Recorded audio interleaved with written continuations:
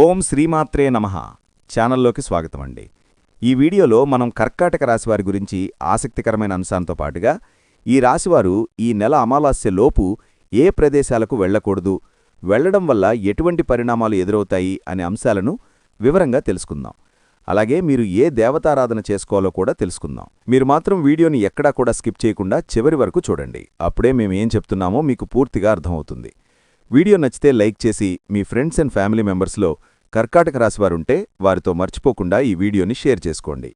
అలాగే first time మన channel చూస్తున్నట్లయితే సబ్స్క్రైబ్ చేసుకుని పక్కనే వచ్చిన బెల్ ఐకాన్ నొక్కి ఆల్ సెలెక్ట్ చేసుకుంటే మేమిలాంటి మంచి వీడియోస్ అప్లోడ్ చేయగానే మీకు ముందుగా నోటిఫికేషన్ వస్తుంది. ఇక వివరాల్లోకి వెళ్ళిపోతే కర్కాటక రాశివారు మార్చి 18 అమావాస్యలోపు పొరపాటును కూడా ఈ 3 ప్రదేశాలకు వెళ్ళకండి. వెళితే మాత్రం మీకు పెను ప్రమాదం అనేది పొంచి ఉంది. తర్వాత మీరు ఎంత బాధపడినా కూడా ఉపయోగం అనేది ఉండదు. తర్వాత మీరు మీ కుటుంబం అందరూ కూడా బాధపడాల్సినటువంటి పరిస్థితి అనేది వస్తుంది. కాబట్టి కర్కాటక రాశివారు పొరపాటును కూడా ఈ ప్రదేశాలకు వెళ్లటం చేయటం చేయవద్దు. మీరు చేసుకున్న పూజల వల్ల మీకున్నటువంటి మంచి మనస్తత్వం వలన దైవం ఈ వీడియో మీ కంటపడేలా చేసింది. కాబట్టి ఏముందులే అని చెప్పేసి మీరనుకుంటే మాత్రం తర్వాత ఏమి అనుకున్నా కూడా నెత్తినోరు బాదుకున్నా కూడా ఎలాంటి ఉపయోగం అనేది ఉండదు. దైవం ఏంటంటే మనకు కొన్ని విషయాలు ఇలా ఏదో ఒక రూపంలో హెచ్చరిస్తూ ఉంటుంది. దైవ సంకేతాలను మనం గ్రహించాలి. గ్రహిస్తేనే మనం బాగుపడతాము. లేకపోతే మాత్రం కొట్టిపడేసినోళ్లు చాలామంది కూడా నరకం అనుభవించేవాళ్లున్నారని. కాబట్టి మీ మంచి కోసమే చెప్తున్నాను. ఆ వివరాలేంటో ఇప్పుడు ఈ వీడియోలో మనం వివరంగా తెలుసుకుందాం. వీడియో ఎక్కడా స్కిప్ చేయొద్దండి. చివరి వరకు చూస్తేనే పూర్తిగా అర్థమవుతుంది. వీడియోలోకి వెళ్లే ముందు మా చిన్న రిక్వెస్ట్ ఏంటంటే ఇంతకుముందు మా ఛానల్ని మీరు సబ్స్క్రైబ్ చేసుకోపోతే సబ్స్క్రైబ్ చేసుకోండి. అలాగే గంట సింబల్ని క్లిక్ చేయండి. అప్పుడే మీకు మా వీడియో నోటిఫికేషన్లో వస్తాయి. అలాగే జై శ్రీకృష్ణ అని కామెంట్ చేయండి. కర్కాటక రాశివారి జీవితాన్ని ఒక పుస్తకంతో పోలిస్తే అందులో ఆనందకరమైన పుటల కన్నా కన్నీళ్లతో తడిసిన పుటలే ఎక్కువగా కనిపిస్తాయి. వీరి ప్రయాణం పూలబాట కాదు, నిప్పులమీద నడకలాంటిది. వీరిలో కొంతమంది చిన్నతనం నుంచే జీవితంలోని కఠోర వాస్తవాలను కళ్లార చూస్తారు. తోటిపిల్లలు ఆటపాటలతో బాల్యాన్ని ఆస్వాదిస్తుంటే వీరు మాత్రం కుటుంబ బాధ్యతల బరువును మోయడమో లేదా ఇంట్లోని ఆర్థిక ఇబ్బందులను కష్టాలను దగ్గరనుంచి గమనించడమో జరుగుతుంది. ఈ చేదు అనుభవాలు వారి వయస్కు మించిన పరిణతిని లోతైన అవగాహనను అందిస్తాయి. అందుకే వీరి ఆలోచనా విధానం ఇతరుల కంటే భిన్నంగా చాలా వాస్తవికంగా ఉంటుంది. మనసు చాలా సున్నితం. ఎవరైనా ఒక చిన్న మాట అన్నా తట్టుకోలేరు. లోలోపల తీవ్రంగా గాయపడతారు. కాని ఆ బాధను ఆ కన్నీళ్లను బయట ప్రపంచానికి కనిపించకుండా జాగ్రత్త పడతారు. తమ బలహీనతను ఇతరులు అవకాశంగా తీసుకుంటారనే భయం వారినల్లా చేస్తుంది. బయటకు ఎంతో గంభీరంగా ఏమీ పట్టనట్టు కనిపిస్తారు. ఈ ప్రవర్తన వల్ల చాలామంది వీరిని అహంకారులుగా గర్విష్ఠులుగా అపార్థం చేసుకుంటారు. వీరికి ఎవరిపైనా ప్రేమ జాలి లేవని, వీరు ఎవరినీ లెక్కచేయరని ముద్రవేస్తారు. కాని అది పూర్తి అవాస్తవం. వారి కఠినమైన పైపొర వెనుక ప్రేమ మరియు ఆప్యాయత కోసం తపించే ఒక పసిపిల్లల మనసు దాగి ఉంటుంది. ఆ మనసును అర్థం చేసుకున్నవాళ్లే వీరి జీవితంలో శాశ్వతంగా నిలిచిపోతారు. నిజానికి కర్కాటక రాశివారి హృదయం వెన్నలాంటిది. ఇతరుల కష్టాలను చూడలేరు. తమకు శక్తి ఉన్నంతలో సహాయం చెయ్యాలని తపిస్తారు. కాని తమ ప్రేమను అనురాగాన్ని ఎలా వ్యక్తపరచాలో తెలియక చాలా ఇబ్బంది పడతారు. మాటల కంటే చేతలతోనే తమ ప్రేమను చూపిస్తారు. అందుకే వీరిని అర్థం చేసుకోవడానికి చాలా సమయం పడుతుంది. తమ చుట్టూ ఉన్న ప్రపంచంలోని కష్టాల నుంచి మోసాల నుంచి తమను తాము కాపాడుకోవడానికి ఒక అదృశ్యమైన కవచాన్ని నిర్మించుకుంటారు. వీరి జీవితంలో అవమానాలు నిందలు నీటితో సమానం. చెయ్యని తప్పులకు కూడా బాధ్యత వహించాల్సిన పరిస్థితులు ఎన్నో ఎదురవుతాయి. ముఖ్యంగా ప్రాణంగా నమ్మిన స్నేహితులు బంధువులే వీరిని వెన్నుపోటు పొడిచినప్పుడు మానసికంగా కుప్పకూలిపోతారు. ఆ ద్రోహం వారిని కొన్ని సంవత్సరాల పాటు ఒక పీడకలలా వెంటాడుతుంది. ఆ బాధ నుంచి బయటపడ్డానికి చాలా సమయం తీసుకుంటారు. కాని ఒక్కసారి బయటపడ్డాక మరింత బలమైన వ్యక్తిగా రూపాంతరం చెందుతారు. ఆ అవమానాలే వీరిలో ఒక తెలియని కసిని పట్టుదలను రగిలిస్తాయి. ఎవరైతే తనను అవమానించి తక్కువ చేసి మాట్లాడారో వారి కళ్లముందే ఉన్నత స్థాయికి ఎదిగి చూపించాలని బలంగా సంకల్పించుకుంటారు. ఈ పట్టుదలే వారిని ముందుకు నడిపించే ఇంధనంగా పనిచేస్తుంది. ఓటమిని అంగీకరించే స్వభావం వీరికి రక్తంలోనే ఉండదు. గోడక్కొట్టిన బంతి ఎంత వేగంగా తిరిగి వస్తుందో కష్టాలు ఎదురైనప్పుడు వీరు అంతకు రెట్టింపు వేగంతో రెట్టింపు శక్తితో పైకిలేస్తారు. భూమాతకున్నంత సహనం ఓర్పు వీరికి వారసత్వంగా వస్తాయి. అందుకే ఎంతటి పెను తుఫాను వచ్చినా ఎంత పెద్ద సమస్య ఎదురైనా వెంటనే కుప్పకూలిపోరు. మొదట పరిస్థితిని అన్ని కోణాల నుంచి నిశ్చితంగా అంచనా వేస్తారు. సమస్య ఎక్కడ మొదలైంది, దానికి మూల కారణాలు ఏమిటి, దాన్ని ఎలా శాశ్వతంగా పరిష్కరించాలి అని ఒక స్పష్టమైన ప్రణాళికను తమ మనసులో గీసుకుంటారు. వీరిలో విశ్లేషణాత్మక నైపుణ్యం అద్భుతంగా ఉంటుంది. ఏ విషయాన్ని పైపైన చూడరు, దాని మూలాల్లోకి వెళ్లి శోధిస్తారు. అందుకే వీరు తీసుకునే నిర్ణయాలు చాలా ఆచరణాత్మకంగా, దూరదృష్టితో కూడినవిగా ఉంటాయి. తాత్కాలిక ఉపశమనం కోసం కాకుండా శాశ్వతమైన పరిష్కారం కోసం మాత్రమే ప్రయత్నిస్తారు. ఈ లక్షణమే వారిని నాయకులుగా నిలబెడుతుంది. వారి సలహాలు ఎంతో విలువైనవిగా ఉంటాయి. కుట్రలు, కుతంత్రాలు వీరి జీవితంలో ఒక అంతర్భాగం. వీరి ఎదుగుదలను, వీరి సంతోషాన్ని చూసి ఓర్వలేని శత్రువులు ఎప్పుడూ వీరి చుట్టూనే ఉంటారు. స్నేహితుల రూపంలో, బంధువుల రూపంలో వారు వెన్నుపోటు పడవడానికి ఎప్పుడూ సిద్ధంగా ఉంటారు. మొదట్లో ఇలాంటి వారిని చూసి ఆశ్చర్యపోయినా కాలక్రమేణా అనుభవాల ద్వారా ఎవరిని నమ్మాలి, ఎవరితో ఎంతవరకు ఉండాలి అనే విషయంలో ఒక స్పష్టతకు వస్తారు. తమ అనుభవాలే వీరికి అతిపెద్ద గురువులుగా మారి జీవిత పాఠాలను నేర్పిస్తాయి. వీరికి సహజంగానే ఒక ఆకర్షణ శక్తి ఉంటుంది. దీనికి కారణం వీరి రాస్యాధిపతి అయిన శుక్రుడు. శుక్రుడి ప్రభావం వల్ల వీరికి అందం, కళలు, సంగీతం, మంచి ఆహారం, విలాసవంతమైన జీవితం అంటే చాలా ఇష్టం. తమ చుట్టూ ఉన్న ప్రపంచంలోని సౌందర్యాన్ని ఆస్వాదించడానికి, ప్రకృతితో మమేకం అవడానికి ఇష్టపడతారు. వీరి అభిరుచులు చాలా ఉన్నతంగా ఉంటాయి. వీరి మాటల్లో, చేతల్లో ఒక తెలియని ఆకర్షణ ఉంటుంది. అందుకే ఇతరులు వీరివైపు సులభంగా ఆకర్షితులవుతారు. వీరి మనస్తత్వం చాలా గొప్పది. కేవలం తాము, తమ కుటుంబం బాగుండాలని కోరుకోరు. తమ చుట్టూ ఉన్న ప్రతి ఒక్కరూ, ఈ సమాజంలో ఉన్న అందరూ సంతోషంగా ఉండాలని మనస్ఫూర్తిగా ఆకాంక్షిస్తారు. కలలు కూడా ఇతరులకు కీడు తలపెట్టరు. ఎవరైనా తమకు హాని చేసినా వారిని ఆ భగవంతుడికి వదిలేస్తారు. కాని ప్రతీకారం తీర్చుకోవాలని అనుకోరు. ఈ మంచి మనస్తత్వం, ఈ గొప్ప గుణం వల్లే దైవానుగ్రహం ఎల్లప్పుడూ వీరి వెన్నంటే ఉండి ఎన్నో పెను ప్రమాదాల నుంచి అదృశ్యశక్తిలా కాపాడుతూ వస్తోంది. మనం ప్రస్తుత కాలమాన పరిస్థితులను గమనిస్తే బయట ప్రపంచం ఎంత భయంకరంగా ఉందో అర్థమవుతోంది. ముఖ్యంగా వాహన ప్రమాదాలు, ఆకస్మిక గండాలు విపరీతంగా పెరిగిపోయాయి. ప్రమాదం ఎటునుంచి ఏ రూపంలో వస్తుందో ఎవరూ ఊహించలేకపోతున్నారు. మనం ఎంత జాగ్రత్తగా మన దారిలో మనం వెళుతున్నా ఎదుటివారి పొరపాటు వల్ల ప్రాణాల మీదకు వస్తున్న రోజులివి. ఇలాంటి క్లిష్ట పరిస్థితులలో మనం కేవలం మన జాగ్రత్తలనే కాకుండా దైవాన్ని కూడా నమ్ముకోవాలి. మీరింతకు ముందు చేసుకున్న పుణ్యకార్యాలు, మీరు చేసిన దానధర్మాలు, అన్నిటికన్నా ముఖ్యంగా మీ స్వచ్ఛమైన మనసు కారణంగా ఆ దైవం కరుణించి ఈ హెచ్చరికను ఈ రూపంలో మీ కంటపడేలా చేసింది. ఇది యాదృచ్ఛికం కాదు, ఇది పూర్తిగా దైవ సంకల్పం. కాబట్టి ఇప్పుడు చెప్పబోయే విషయాలను అత్యంత శ్రద్ధగా ఆలకించి మీ జీవితంలోకి అన్వయించుకోండి. మీ ప్రయాణాలను, మీ నిర్ణయాలను ఈ సూచనల ఆధారంగా మార్చుకోండి. కర్కాటక రాశివారికి సహజంగానే ప్రయాణాలు చేయడమంటే ఎంతో ఇష్టం. నిరంతర పని ఒత్తిడి, మానసిక ఆందోళనల నుంచి ఉపశమనం పొందడానికి, ప్రపంచంలోని కొత్త ప్రదేశాలను చూడాలని, కుటుంబంతో కలిసి సరదాగా గడపాలని ఎప్పుడూ అనుకుంటూ ఉంటారు. ఖాళీ సమయం దొరికితే చాలు పిల్లల్ని తీసుకుని ఏదైనా పుణ్యక్షేత్రానికో, పర్యాటక ప్రాంతానికో వెళ్లాలని తహతహలాడుతుంటారు. ఇది వారి మనసుకు కాస్త తేలికను, కొత్త ఉత్సాహాన్ని ఇస్తుంది. అయితే మీ ప్రయాణాలపై మీకున్న ఇష్టాన్ని ఈ కొన్ని రోజులు పక్కన పెట్టక తప్పదు. ముఖ్యంగా కర్కాటక రాశివారు ఈ మార్చ్ 18 అమావాస్యకు ముందు మీరు 3 రకాల ప్రదేశాలకు పొరపాటును కూడా వెళ్లకూడదు. ఈ నియమాన్ని అతిక్రమిస్తే మీరు తీవ్రమైన ఇబ్బందులను ఎదుర్కోవడమే కాకుండా కొన్ని ప్రమాదకరమైన గండాలను కూడా ఎదుర్కోవాల్సి వస్తుంది. వీటినుంచి బయటపడటానికి నేను కొన్ని సులువైన, శక్తివంతమైన పరిహారాలను కూడా చివరలో వివరిస్తాను. వాటిని శ్రద్ధగా ఆచరించండి. ఇక మీరు వెళ్లకూడని ప్రదేశాల విషయానికొస్తే మొట్టమొదటిది, మీకు ఏమాత్రం పరిచయం లేని, పూర్తిగా తెలియని ప్రాంతాలకు ప్రయాణం చేయవద్దు. మనలో చాలామందికి కొత్త విషయాలు నేర్చుకోవాలనే ఆసక్తి, కొత్త ప్రదేశాలు చూడాలనే కుతూహలం ఉంటాయి.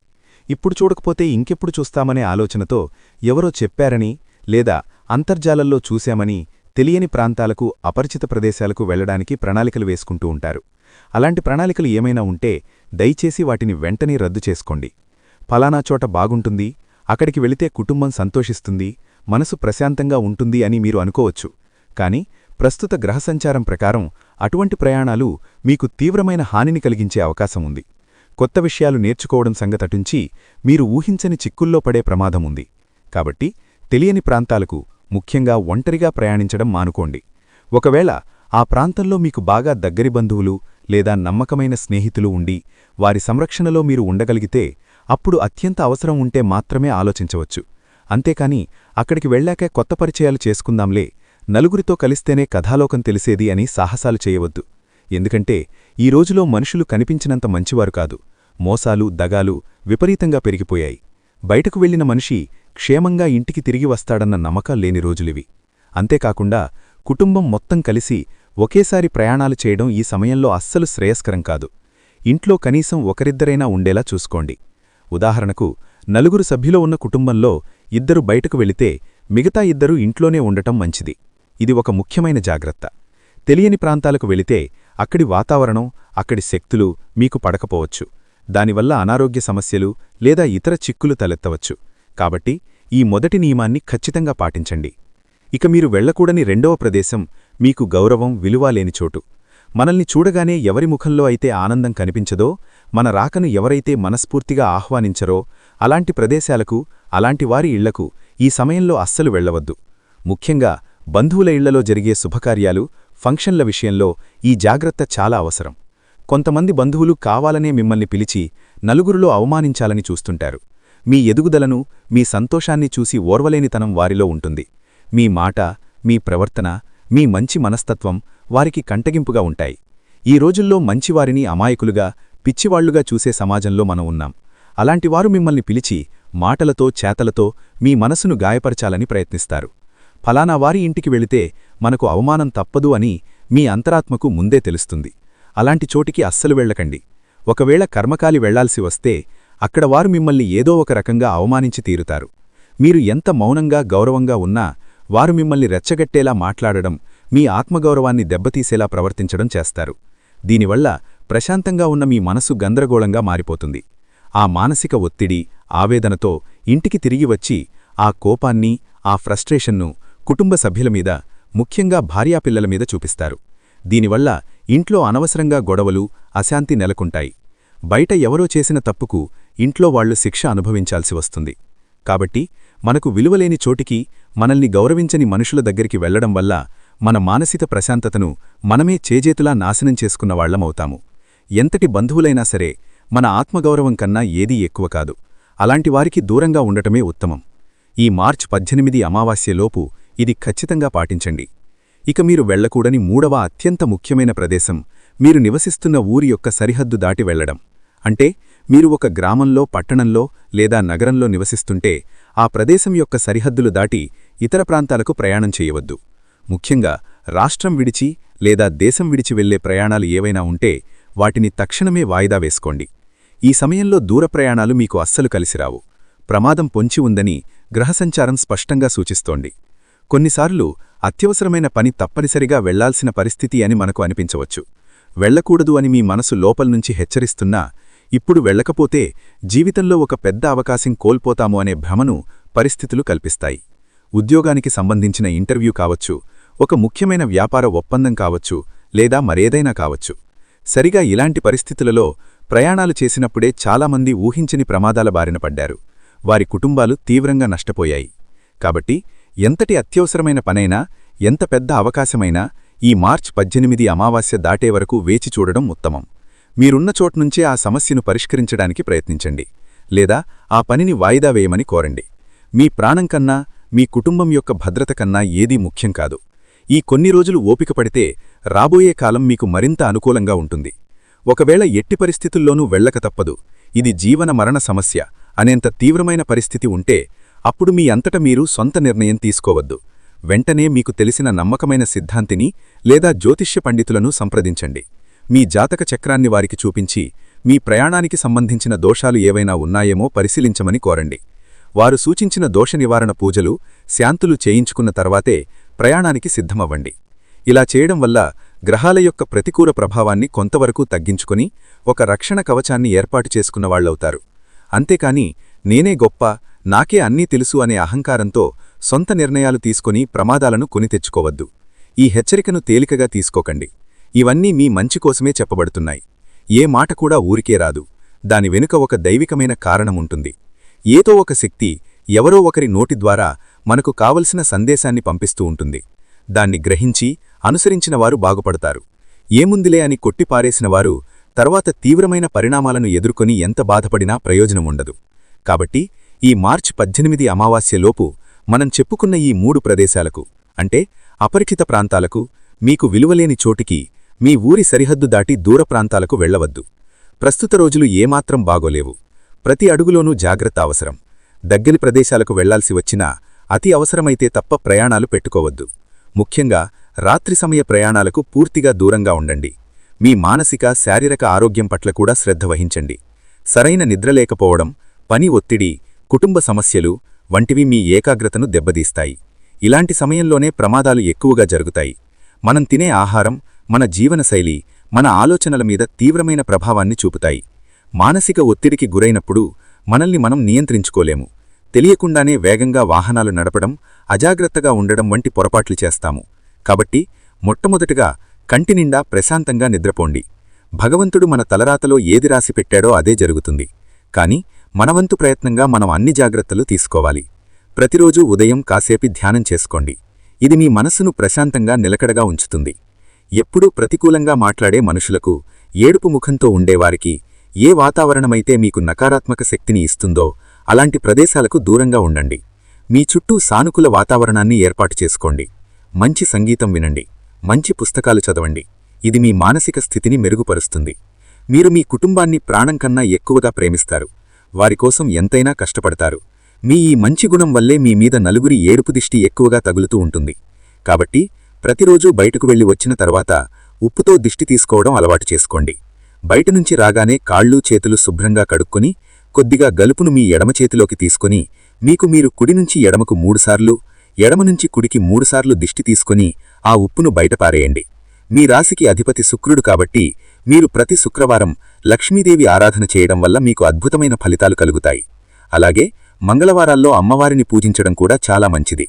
కర్కాటక రాశివారు ప్రతిరోజూ లేదా కనీసం శుక్రమంగళవారాల్లో శ్రీసూక్తం, కనకధార స్తోత్రం వంటివి పఠించడం వల్ల మీ ఆర్థిక ఇబ్బందులు తొలగిపోయి ఐశ్వర్యం సిద్ధిస్తుంది. శుక్రవారాల్లో లక్ష్మీదేవికి తెల్లటి రంగు పుష్పాలతో పూజ చేసి పరమాన్నం లేదా పాలు చక్కెరతో చేసిన నైవేద్యాన్ని సమర్పించండి. ఇది మీ జాతకంలో శుక్రుణ్ణి బలపరుస్తుంది. తద్వారా మీకు సుఖ సంతోషాలు, భోగభాగ్యాలు కలుగుతాయి. గోసేవ చేయడం కూడా మీకు అదృష్టాన్ని తెచ్చిపెడుతుంది. గోమాతలో ముక్కోటి దేవతలు కొలువై ఉంటారని శాస్త్రాలు చెబుతున్నాయి. ప్రతిరోజు లేదా మీకు వీలైనప్పుడు గోమాతకు పచ్చిగడ్డిని, అరటిపండ్లను లేదా నానబెట్టిన పెసలు, ఉలవలు వంటివాటిని ఆహారంగా అందించండి. ఇలా చేయడం వల్ల ముక్కోటి దేవతల సంపూర్ణ అనుగ్రహం మీకు లభించి మీ జాతకంలో ఉన్న మృత్యుగండాలు, ప్రమాదదోషాలు ఏవైనా ఉంటే అవి పూర్తిగా తొలగిపోతాయి. ఇది అత్యంత శక్తివంతమైన పరిహారం కాబట్టి కర్కాటక రాశివారు దయచేసి ఈ సూచనలను శ్రద్ధగా పాటించండి. మార్చి 18 అమావాస్య వరకు అత్యంత జాగరూకతతో వ్యవహరించండి. మీరు వెళ్లకూడని ప్రదేశాలకు వెళ్లకుండా ఉండటమే మీకు, మీ కుటుంబానికి శ్రీరామరక్ష. దైవాన్ని సందర్శించుకోవాలనే కోరిక మీకు ఎక్కువగా ఉంటుంది. కాని దైవం గుడిలో మాత్రమే కాదు, మన ఇంట్లో, మన మనసులో కూడా ఉంటాడు. భక్తితో ఇంట్లో దీపం పెట్టినా ఆ పుణ్యం మీకు దక్కుతుంది. ప్రయాణాలు చేయాలనుకుంటే ఈ అమావాస్య గడిచిన తర్వాత ప్రణాళిక చేసుకోండి. ఈ హెచ్చరికను తేలికగా తీసుకొని కొట్టిపారేస్తే నష్టపోయేది మీరే కాదు, మీపై ఆధారపడిన మీ కుటుంబం కూడా. మీ కుటుంబం యొక్క భవిష్యత్తు, వారి సంతోషం మీ చేతుల్లోనే ఉన్నాయి. కాబట్టి పరిస్థితులకు అనుగుణంగా, కాలానికి తగ్గట్లుగా మనల్ని మనం మార్చుకొని జాగ్రత్తగా ముందుకు సాగాలి. ఈ సమాచారం మీ జీవితానికి ఉపయోగపడుతుందని మనస్ఫూర్తిగా ఆశిస్తున్నాను. చూశారు గదండి, ఈ వీడియో గనక మీకు నచ్చినట్లయితే ప్లీజ్ లైక్ చేసి మీ ఫ్రెండ్స్కి షేర్ చేయండి. అలాగే జై శ్రీకృష్ణ అని కామెంట్ చేయండి. అలాగే మా కొత్త వీడియోలు మీకు వెంటనే చేరాలంటే మా ఛానల్ను సబ్స్క్రైబ్ చేసుకుని పక్కనే ఉన్నటువంటి బెల్ ఐకాన్ని ప్రెస్ చేయండి. ధన్యవాదములు.